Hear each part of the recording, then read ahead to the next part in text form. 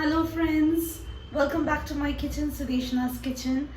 আশা করি আপনারা সকলে ভালো আছেন, আমিও অনেক ভালো আছি।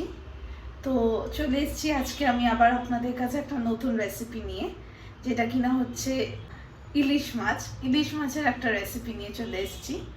তো এটা হচ্ছে খুব সিম্পল একটা রেসিপি, সবারই ঘরে ঘরে তৈরি হয়। আমার ঘরে কিভাবে তৈরি হয় আমি এটা আপনাদের সাথে শেয়ার করব।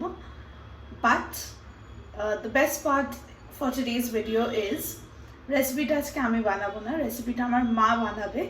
আমি শুধু শ্যুট করে রেসিপিটা আপনাদের কাছে নিয়ে আসছি।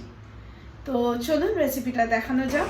তো রান্নার মেন ইনগ্রিডিয়েন্ট হচ্ছে ইলিশটা এরকম আমি ধুয়ে নুন হলুদ মাখিয়ে রেখে নিয়েছিলাম। আর লাগবে হচ্ছে আমার 3 থেকে 4 চামচ গোটা জিরে আর 2টো কাঁচা লঙ্কা। এটাকেও একটা শিলনোড়া আমি বেটে নিয়েছি জিরেটাকে। 2 চামচ হলুদ গুঁড়ো, নুন আর সর্ষের তেল। এই স্টেজে আমার মা গ্যাসের ফ্লেমটাকে অফ রেখেছিলেন।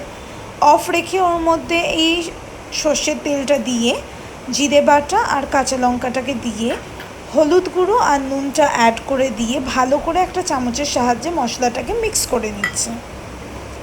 এবার মশলাটাকে মিক্স করে নেওয়ার পরে যখন মশলাটা খুব ভালো করে মিক্স হয়ে যাবে, কোনো লাম্প যখন থাকবে না হলুদের বা নুনের, এর মধ্যে আমার মা অ্যাড করে দিচ্ছে ইলিশ মাছগুলো। আমার মা এখানে কাঁচা ইলিশের ব্যবহার করবে, যেহেতু এটা ভাপা ইলিশ। অনেকে ভাপা ইলিশ টিফিন বক্সে করে, কলা পাতায় করে, বা কোনো পাতার মধ্যে বা কোনো বাসনের মধ্যে করে। আমার মা এটা কড়াইয়ের মধ্যেই করবে। এরকমভাবে ইলিশগুলো একটার পর একটা সাজিয়ে দিয়ে খুব সুন্দর করে ওর মধ্যে পুরো মশলাটাকে মাখিয়ে নেবে। আপনারা ইলিশগুলো সাজিয়ে একটা চামচের সাহায্যে এপিট ওপিট করে নিতে পারেন। যেহেতু ইলিশ খুব সূক্ষ্ম মাছ, খুব নরম প্রকৃতির মাছ, আমার মা সেই জন্য হাতের সাহায্যে ইলিশটাকে এপিট ওপিট করে পুরো ইলিশটার মধ্যে ভালো করে মশলা মাখিয়ে নিচ্ছে। দেখুন এরকমভাবে উনি মাছগুলোকে এপিট ওপিট করে নিচ্ছে, করে মশলাটাকে খুব ভালো করে মাখিয়ে নিচ্ছে এই স্টেজে। এবার মশলা মাখানো হয়ে গেলে ওর মধ্যে খুবই সামান্য জল অ্যাড করে দেওয়া হচ্ছে। জল অ্যাড করে দিয়ে মশলাটাকে আরেকবার খুব ভালো করে নাড়িয়ে নেবে আমার মা। দিয়ে একটা ঢাকনা চাপা দিয়ে 10 থেকে 15 মিনিট একদম লো ফ্লেমে আমার মা গ্যাসটাকে ছেড়ে দেবে। একটা ঢাকনা চাপা দিয়ে 10 থেকে 15 মিনিটের জন্য উনি মাছটাকে ছেড়ে দেবে হওয়ার জন্য।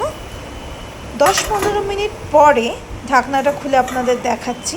জলটা যখন একদম শুকিয়ে যাবে, তেলটা যখন চারদিক দিয়ে ছেড়ে যাবে, তখন আপনার রান্নাটা কমপ্লিট। এটাকে পরিবেশন করবেন, গরম গরম ভাত দিয়ে খাবেন, নিজেরাও খাবেন, পরিবারের সকলকে খাওয়াবেন। খুব ইজি একটা রান্না, খুব খেতে টেস্টি হয়। রান্না করে দেখুন, পরিবারের সকলকে খাইয়ে দেখুন, আশা করি সকলে ভালো লাগবে। ভালো লাগলে চ্যানেলটাকে একটা লাইক অ্যান্ড সাবস্ক্রাইব করে দেবেন। Till then, bye for now.